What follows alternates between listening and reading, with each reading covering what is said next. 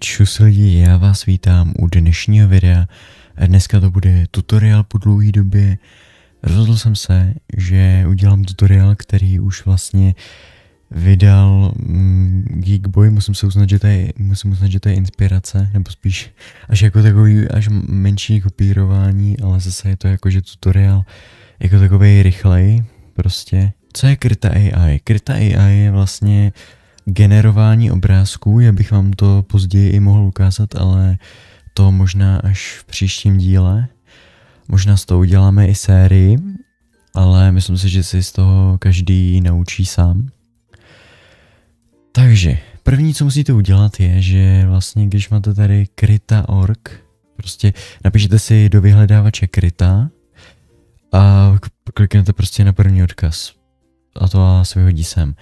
Nejlepší bude asi kliknout sem a takhle na download a pak tady můžete mít Windows Installer, Windows Portable nebo Mac OS nebo i Linux. Já tady doporučuji i hned toto kliknout, ale pokud všem máte třeba Maca a nebo Linux, tak tady to. Pokud se ptáte, jestli je to na Steamu, ano, je to na Steamu. Však stojí to peníze a vlastně jedinou výhodu, co on to přinese, je de facto, že budete mít automaticky aktualizace. Ale jinak je to open source, čili že se tam můžete kdykoliv dostat. A to je asi tak všechno, co bych vám k tomu řekl. Takže vy kliknete tady na Windows Installer. Ono se vám to stáhne, bohužel, já už tam teda stáhnutý, ale prostě vy tam kliknete a prostě dáte si tam angličtinu. Jak se to nainstalujete, tak taky vám dám do popisku odkaz tady na GitHub.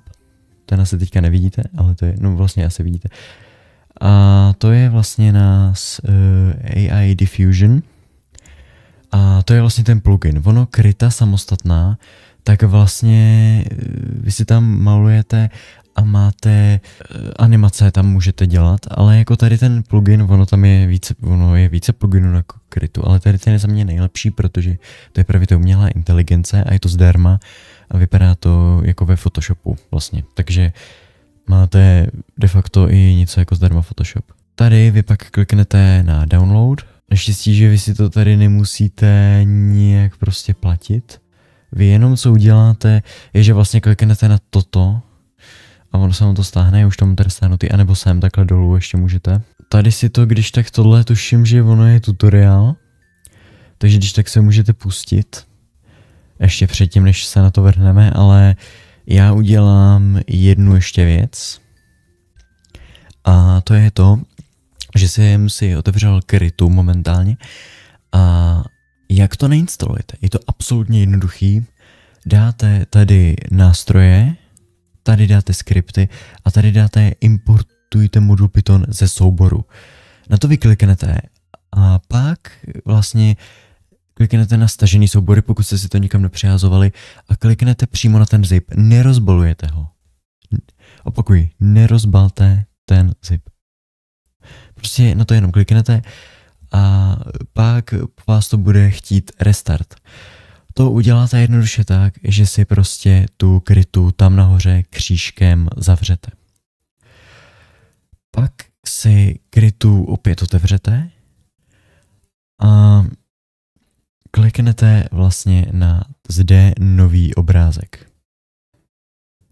Tady vlastně to takhle necháte, dáte vytvořit a teďka zde dáte tady takhle nahoře, dáte nastavení, dáte doky, dáte tady i hned to první iMage Generation. Tady už máte jako 3, takhle, možná 4 možnosti, ale ono ještě předtím, než se to stane, je ještě jedna taková věc a to je to, že si musíte vytvořit server a to je vlastně tak, že já se tady pokouknu, jestli tady někde najdu, ale bohužel vám musím asi říct, že se mi to nepovede. Si myslím, když tak vám pošlu ještě na to video od Geekboye, který to tam vysvětluje líp, rozhodně. A sem prostě klidně dáte třeba Futuristic Forest. Nebo prostě to teďka dáte na Generate Nebo a ono vlastně tady si to můžete i nastavovat, jakože třeba kolik on to vygeneruje obrázků, jaký seed, jestli, že to můžete i zrušit, jakože něco se načítá aktivní, nebo všechny můžete tady zrušit, když se vám tam třeba něco nepovede, zkrátka. A my si na to počkáme. Tak, a jak si můžete všimnout, tak tady máte už samotný ten obrázek. Ano, až takhle jednoduchý to je. A vy si tady dáte dole apply, neboli prostě je to, a máte ho tady. Už vám prostě neuteče. Pak zde máte tady několik jako těch možností, pokud se nevyznáte v krytě, ale vám tady stačí dát tady selection tool a zde třeba něco obkreslíte, uděláte takový prostě jakože něco jako laso, de facto ve Photoshopu.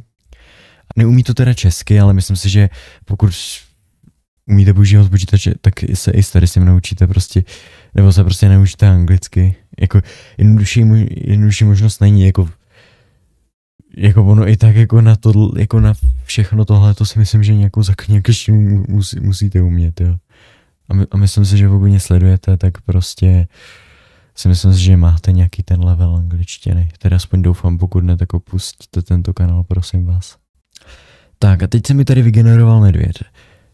Mně se ale samozřejmě, ono je tady taky že si dám více možností, takže já si zkusím dát schválně více možností, třeba 2, ať mi to generuje a znovu kliknu na generate. Když dám ale 2, tak ono mi to nevygeneruje jedno, ale vygeneruje mi to ty 2 vlastně, že de facto to restartuje.